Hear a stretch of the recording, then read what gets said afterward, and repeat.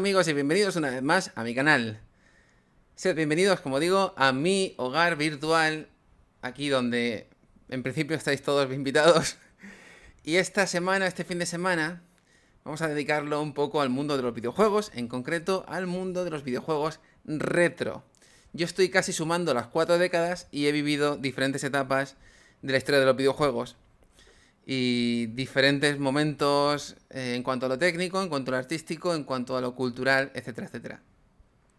Vamos a hablar de dos en concreto y vamos a mencionarlos porque creo que son dos piezas clave de cómo no hacer videojuegos y de cómo se ha quedado en la historia el gran ejemplo de los videojuegos que quizá nunca se tendrían que haber hecho. Aún así, los que somos curiosos de forma innata con la historia como yo, los acabamos rescatando y los acabamos llevando un poco a la luz.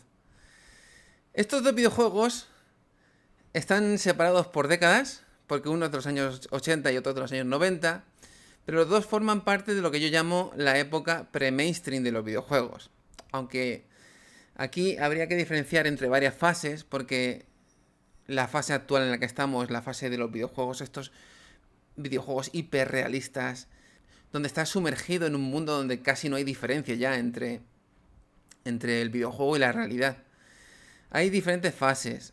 Yo creo que para introducir el tema yo diría que a principio de los 2000, finales de los 2010, nos metemos en una fase mainstream del videojuego, totalmente mainstream, con PlayStation 3, con estas consolas ya más sofisticadas y también con la llegada del gaming, de YouTube, del juego como algo más que una distracción, sino también como un deporte entre comillas, o no entre comillas, porque se considera deporte digital, y también como un espectáculo, en el sentido de que los youtubers tipo el Rubius y demás lo convierten en una nueva forma de ganarse la vida, incluso de ver la vida, ¿no?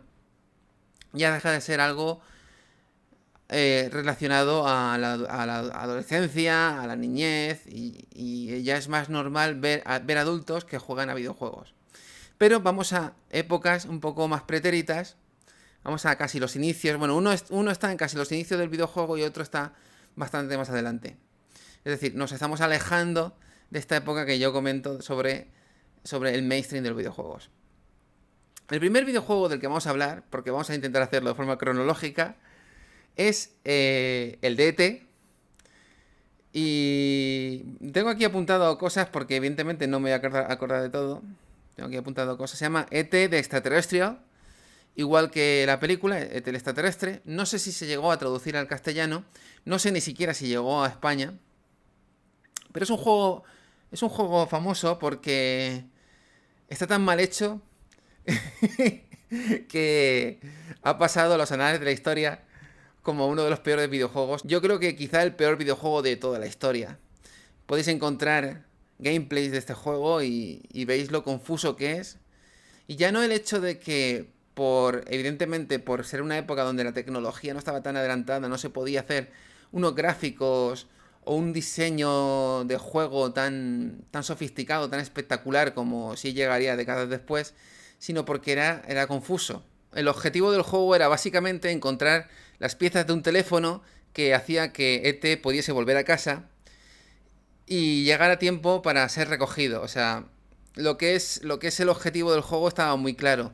El problema es que tenía muchos pits, que es lo que se llama en los videojuegos, son hoyos, que te hacen ir a otras pantallas, de alguna forma retrasan la jugabilidad. Estos hoyos, si se usan bien, como por ejemplo en el caso de Mario Bros, son un aditivo al videojuego. Pero si se usan mal, si son demasiado repetitivos, si es demasiado fácil caer en ellos, o si no tiene un sentido narrativo claro, el hecho de volver atrás, acaba siendo frustrante, repetitivo y aburrido, que es lo que creo que le pasaba al videojuego de E.T. Creo que nunca se llegó a entender muy bien qué había que hacer en el juego, no estaba muy acompasado a la película porque se basaba, como he dicho, más en la parte en la que tenían que recoger a E.T. que en todo el resto de la película, la historia de Elliot y demás. Y bueno, y los gráficos ya veis lo que son espectacularmente malos. Y eso es así porque realmente no tuvieron el tiempo necesario como para desarrollar el juego decentemente. Howard Scott Barsow fue el encargado de llevar a cabo este juego y Howard Scott Barsow no era un cualquiera, ya había hecho otros títulos. Por ejemplo, Jazz's Revenge, que igual hasta os suena, es considerado uno de los mejores juegos del Atari 2600 y también hizo la adaptación al juego de Indiana Jones en busca del arca perdida. Dos grandes juegos para las limitaciones de su época que no tienen nada que ver con el desastre que fue E.T. Y lo fue porque el objetivo que tenía el estudio era hacer un juego sobre E.T., porque E.T. apuntaba a ser la película del año, pero dieron un tiempo muy limitado a Howard Scott Barsow, al desarrollador del juego, para hacerlo, porque querían explotar el éxito de la película en relación al juego.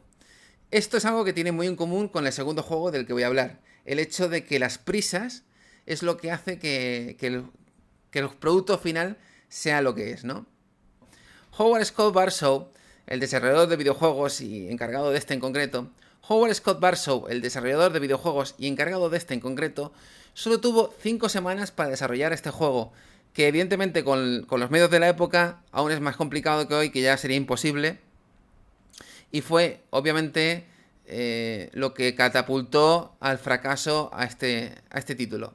Eso unido a que la idea no estaba de todo clara, que era confuso, que se saltaban muchas cosas de la película, etcétera, etcétera, pues provocaron que fuese pues lo que fue. Lo curioso es que tiene una leyenda bastante romántica detrás, y es que, debido al fracaso que tuvo este juego, Atari quebró.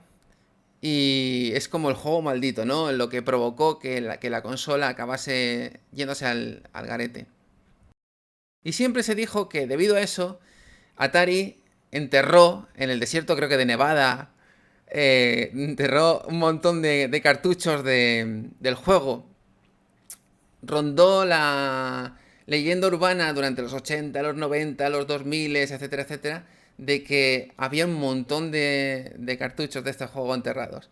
Se decía que era una leyenda, pero se llegó a descubrir, y ahí está un documental, creo que fue en 2014. Bueno, se descubrió no solamente juegos de ET, sino que habían juegos de Atari en general, hardware, etcétera, etcétera.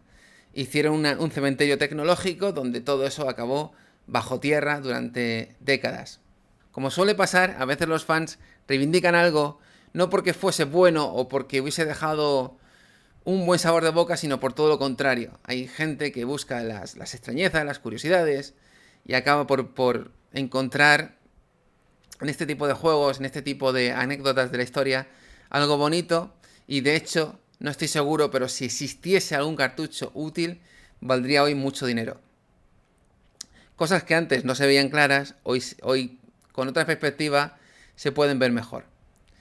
Este es el primer juego del que hablamos en este vídeo. Vamos a hablar de un segundo juego que tiene, en cierta forma, tiene que ver porque está relacionado con el cine, pero ya avanzamos un poco más en la tecnología y nos metemos en los años 90. O sea, vamos a dar un salto de unos 13 años, creo que 13 años, si no me equivoco, 82, 95, 13 años. Y vamos a hablar de Mortal Kombat, que es un juegazo que todos tenemos en la mente por haber jugado de chavales.